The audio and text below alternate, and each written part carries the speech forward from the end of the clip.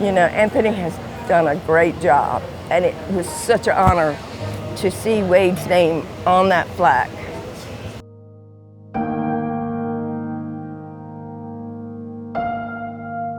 To see something that I use to cope with, my loss of my friends, help others cope with their loss of their friends. I knew I was onto something, and it took a lot of support from others to reassure me that I'm on the right path. So.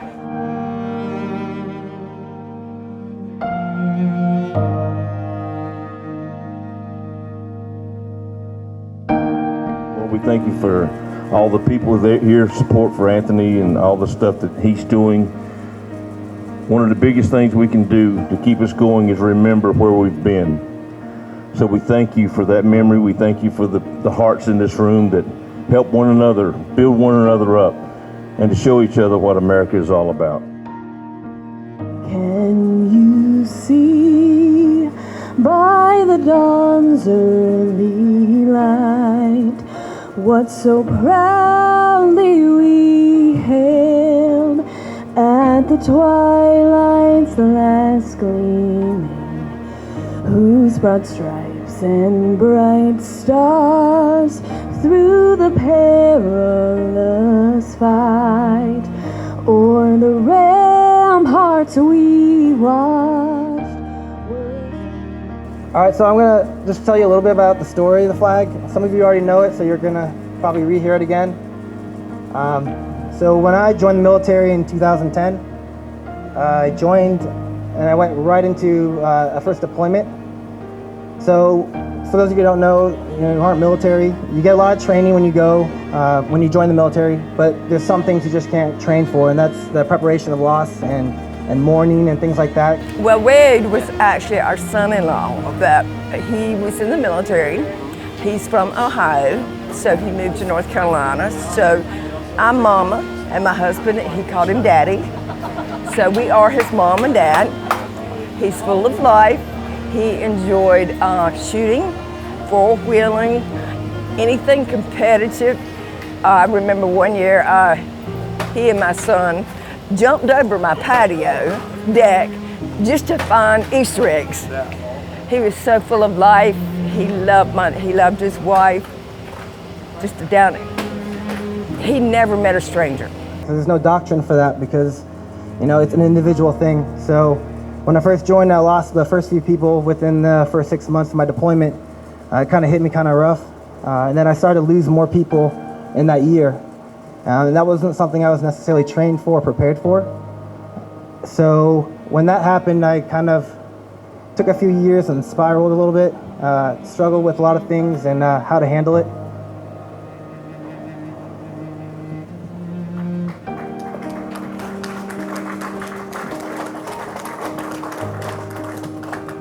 But so I figured out that if I could talk about them, share stories, stupid stories or whatever with people, then maybe that would be like a way of a healthier way of handling it all. So I want them to remember Wade as always being there for someone. Wade actually taught us that, and we never knew, come holidays, there were a lot of military people that didn't have family and couldn't leave to go home. So at Christmas and Thanksgiving, we open our home to the military soldiers that don't have any place to go. That's one of the things that he started. And, because I always thought, if he moved somewhere, I would hope that there would be a family to take care of him and Nicole.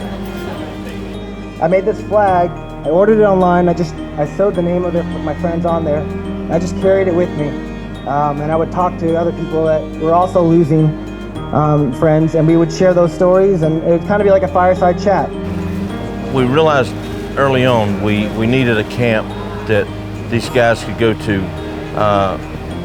Gary Sinise, who was a friend of mine, he had a Lieutenant Dan weekend in Beaufort, South Carolina for many years, 7 years.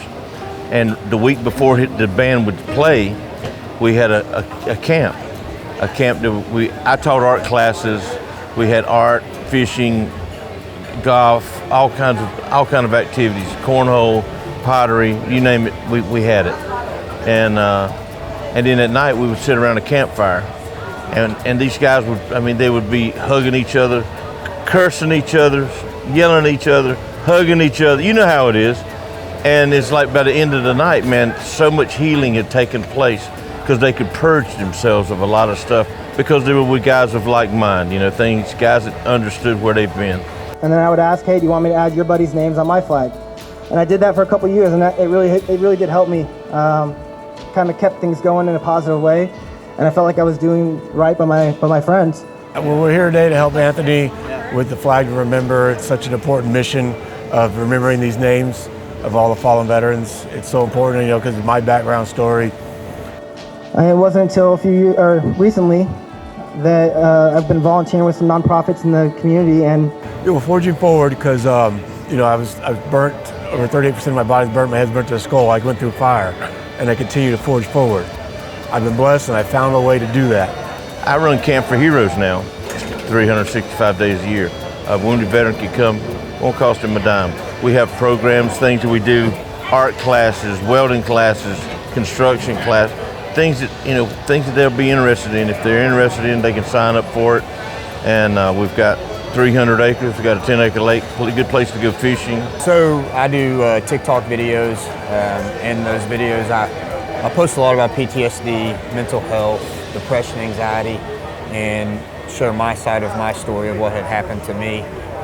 And in that, I've gained thousands and hundreds of thousands of followers with millions of views of people who've really connected and felt the same way as I have. they had seen they caught wind of what I've been doing for the last few years, and they said, you know, this should be something on a bigger level. You could do better. You can reach other people if you make this a bigger thing. So remembering their names and keeping their life going is so important. And then I love what Anthony's doing with the flags. These flags to remember. It's such an important thing that we all need, and it's a way to keep their name going on. Because, like, you know, as they say, a person's never truly gone until they're forgotten, and that's what this flag does, is make sure they're not forgotten. And I never really thought about that. I just thought it was kind of my own little thing. So bring it to today. I've now, you know, I founded Flag to Remember, and it's amazing. My brother served 12 years in the Air Force and got blown up over there. Came back, just wasn't quite himself. He ended up committing suicide, and I had struggled with PTSD myself. I was in law enforcement for years and seen my fair share on that side. And, when I found him, I made a promise that day to help people navigate through the issues that we have where I didn't and he didn't have help navigating. So how could I teach someone else to forge to the fire too? How to fight those demons?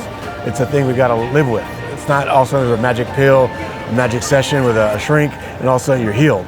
All those things are important. You need to learn how to deal with it, how to live with it, because it's never going to go away, period. So you need professional help. You need comrades to talk to you, show you what they've learned. I show people what I've learned, and I like when people show me what they learned, how they deal with it, and we help each other get through it. Now I use it as a coping method for people to put a name on a flag and know that that flag is going to go places and carry that name on, and it's a conversation piece as well.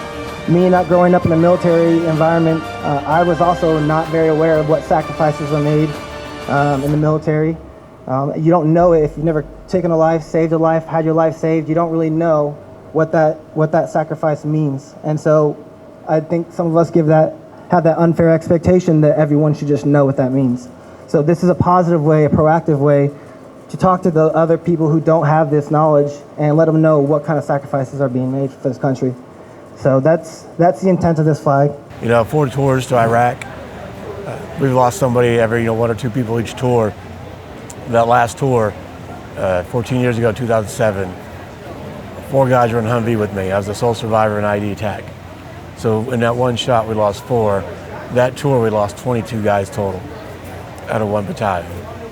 So this is the flag, the first flag that we have filled. It's flag 004. Like I said, Mike Baker, post commander, he did an amazing job. I came to him. I think he was pretty much he was the fastest reaction I got from my flags. He was already ready to go. We talked about it, and within, like I said, a couple weeks, we had this thing filled, and I was overwhelmed. It was exciting to see it, touch it for the first time, pick it up, and I haven't even seen what it looks like right now. So I want to thank Post Commander. This flag is in honor of the names on here, but it's also in memory of this post. The post is named after Corporal Rudolfo Hernandez, U.S. Army 187th Airborne Regimental Combat Team. Corporal Hernandez is known for his many acts of bravery and selflessness on the battlefield, and this post is in honor of him, and so is this flag. So at this point in time, we're going to go ahead and take it off and let you guys see it, and I'm going to also give the certificate to Mike Baker.